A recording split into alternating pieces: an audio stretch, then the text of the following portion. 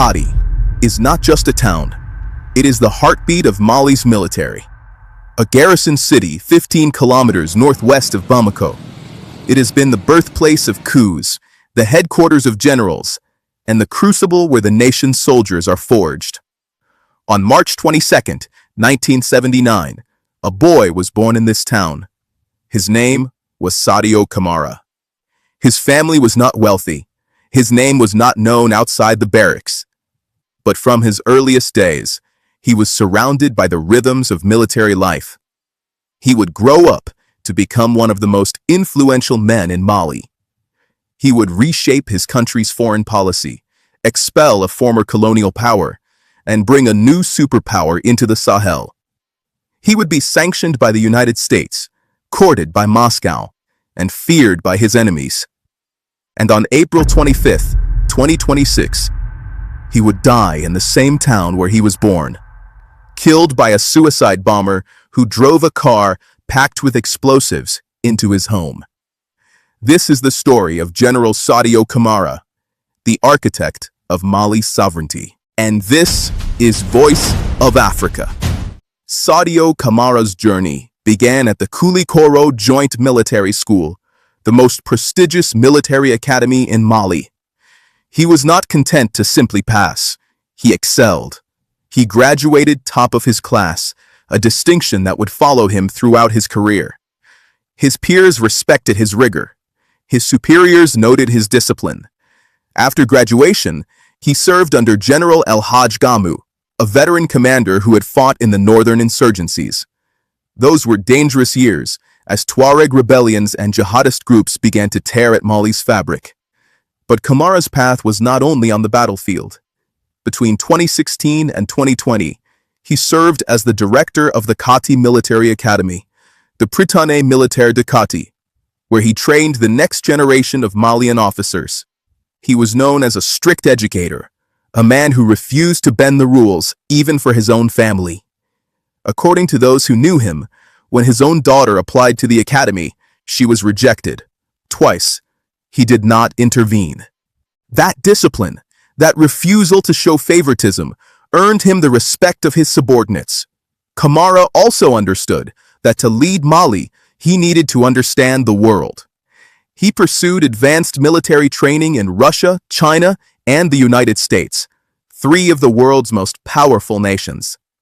That global perspective would prove invaluable when he began reshaping Mali's alliances. On August 18, 2020, everything changed. After weeks of protest, a group of young officers seized power. They arrested President Ibrahim Boubacar Keïta, Prime Minister Boubou Cissé, and several other dignitaries. Sadio Camara was not merely present. He was central. Having just returned from military training in Russia, he helped orchestrate the arrest of the president himself. In the chaos that followed, the officers formed the National Committee for the Salvation of the People. Colonel Assimi Goïta emerged as the leader.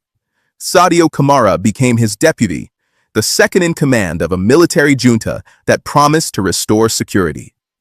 On October 5, 2020, just weeks after the coup, Camara was appointed Minister of Defense. He was 41 years old, but the transition was unstable. In May 2021, President Ba Mda and Prime Minister Mokhtar Ouane attempted to sideline the military's influence. They removed Camara from the Defense Ministry. The response was immediate. Goïta arrested Mda and Ouane, dismissed the entire government, and declared himself president, in what observers called a coup within a coup. Camara was reinstated within weeks. He returned to the Defense Ministry on June 11, 2021. The experiment with civilian leadership was over. The military would run Mali, and Sadio Camara would be the architect of its security doctrine. For decades, France had been Mali's primary security partner. Operation Barkhane, launched in 2014, deployed thousands of French soldiers across the Sahel. But by 2021, the relationship was souring. French troops had not eliminated the insurgency. Malian officers accused Paris of treating them as subordinates, not partners. Sadio Camara became the driving force behind a radical shift. He led a phased process to end Western military presence in Mali, diplomatic pressure on France, the termination of Operation Barkhane and the European Takuba Task Force, and ultimately, the withdrawal of the United Nations peacekeeping mission in 2023. Simultaneously, he forged a new partnership. In 2020 and again in 2021, Camara traveled to Moscow. When he returned, Russian military instructors followed. And soon after, the Wagner Group, the private military company with ties to the Kremlin, began operating alongside Malian forces. Camara was the primary link between Bamako and Moscow. He negotiated the deployment of Russian personnel, the terms of their support, and the mining concessions that helped finance the partnership.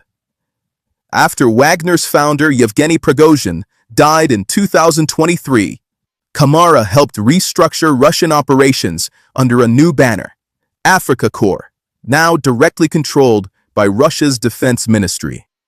This shift was not universally popular. In July 2023, the United States sanctioned Camara and several other Malian officials, citing their ties to Wagner. For nearly 3 years, he was blacklisted by Washington. But Camara did not waver. He believed that Mali had the right to choose its partners, and he believed that Russia, despite its own struggles in Ukraine, could provide the air power and intelligence that Mali needed. The pivot towards Russia was not Mali's decision alone. It was a continental wave. In Burkina Faso and Niger, military officers also seized power, expelled French forces, and deepened ties with Moscow. Sadio Camara was at the center of this alignment. Together with his counterparts in Ouagadougou and Niamey, he helped forge the Alliance of Sahel States, the AES, a mutual defense pact designed to coordinate military operations and build a shared future, independent of France and ECOWAS. The AES was dismissed by Western capitals as a club of coup leaders, but for Camara and his peers, it was the fulfillment of a long-held dream, African solutions to African problems. The three nations pledged to stand together against insurgents, to share intelligence, and to create a common passport and integrated military command. Camara was not just Mali's defense minister. He was a regional strategist helping to forge a counterweight to the old colonial order. Those who worked with Camara describe a man of few words, but iron will. He rarely gave interviews. He did not court the press. His influence was exercised from the shadows of the barracks, not in the glare of television lights. His subordinates called him droit, sérieux et déterminé, straight, serious, and determined. The discipline that marked his youth had not faded. He demanded excellence from his soldiers and accountability from his officers. He was known for refusing to accept excuses. And yet, there was another side to him, a family man. He was survived by his first wife, who had fled the home before the attack. But his second wife, also his cousin, died alongside him. 2 of his grandchildren, who were in the house that night, also perished.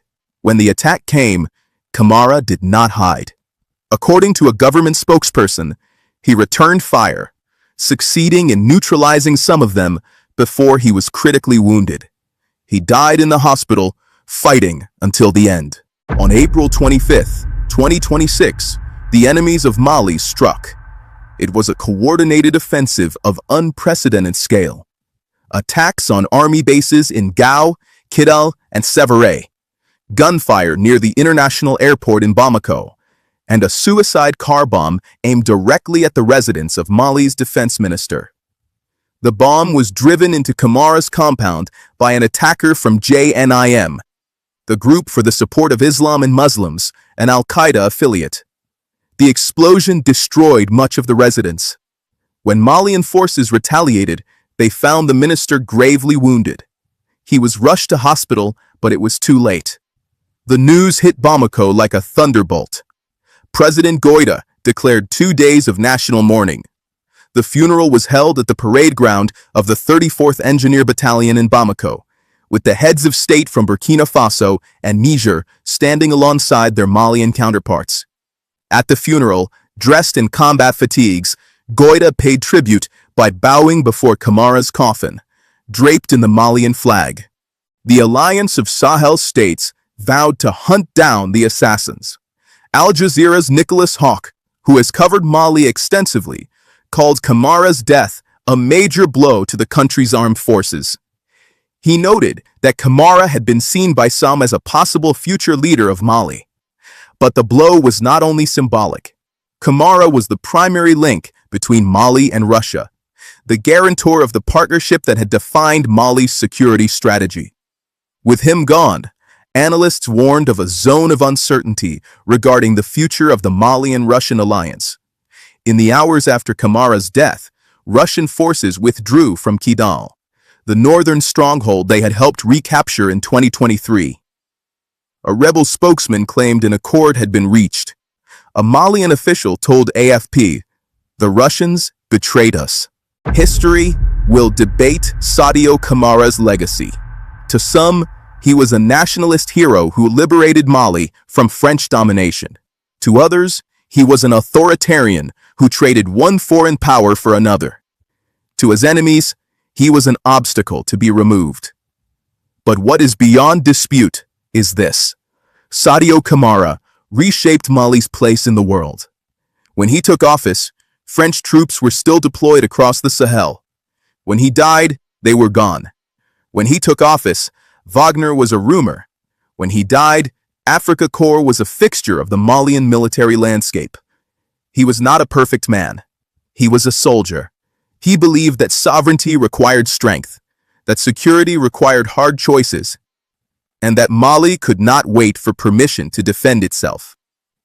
The insurgents who killed him believed that by eliminating the architect, they could break the nation. They were wrong. The alliance he helped build, the AES, still stands. The strategic shift he engineered, away from France towards Russia, remains in place, and the fight for Mali's sovereignty continues. In the end, Sadio Camara died where he was born, in Kati, the garrison town. He died in uniform, a soldier to the last. And he left behind a question that every African nation must answer. Who has the right to choose our allies? Who has the right to decide our future? Camara's answer was clear: only Malians and only Africa. This has been Voice of Africa.